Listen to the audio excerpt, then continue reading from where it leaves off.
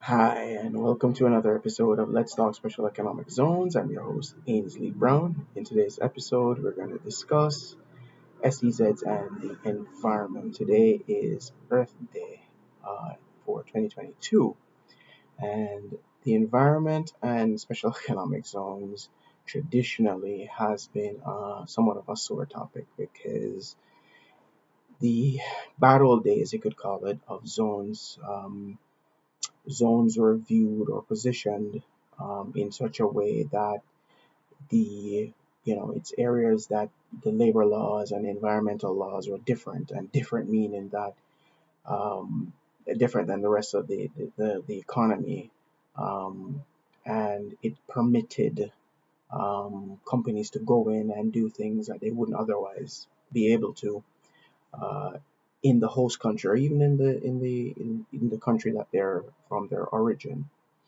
However, um, I strongly believe that those days are gone or past us because you can no longer effectively compete by presenting yourself as an area where you can come and pollute. It no longer works like that. I think there's too many eyes. There's too much environmental consciousness about climate change and habitat loss and water pollution and you name it in terms of environmental concerns. And these concerns go to the extent where both the consumer and the supplier of many of these entities may object.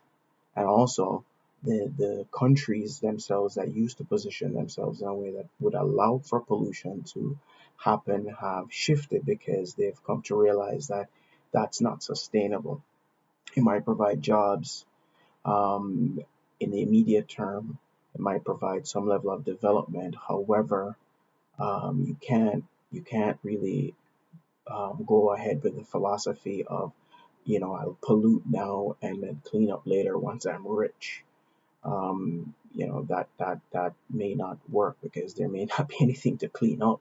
It may be so degraded that you can't come back. However, I want to focus on special economic zones being area where the opposite can happen, where much more sustainable and sustained development, sustainable jobs, sustainable growth, environmentally focused growth, green growth can happen because there are different technologies that can be deployed to in one, the development of the zone. That's the first thing: construction, design, development of the zone, and then the operations of the zone.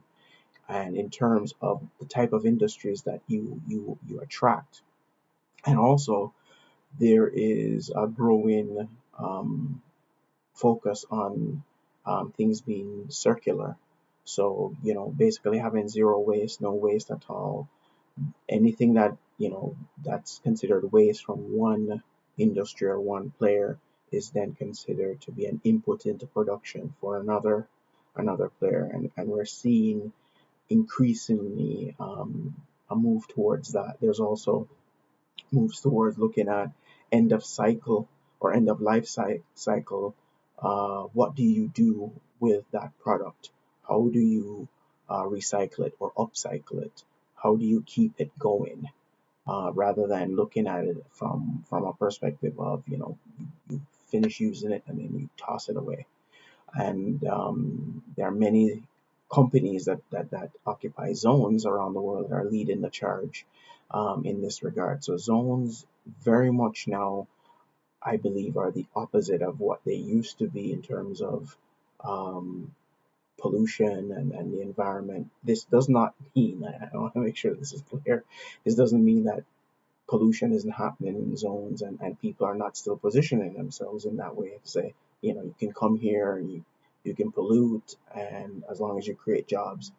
There are some zones that are and countries that are positioning themselves this way. However, I think the vast majority are not, and the vast majority are looking in ways that are much more sustainable and much more green. So, firstly, happy Earth Day. I should have said that at the beginning. So, if you like this episode, please like, comment, or share. Leave a comment down below. If you want me to do another episode or a future episode, just leave a comment down below, and I'll get right back to you.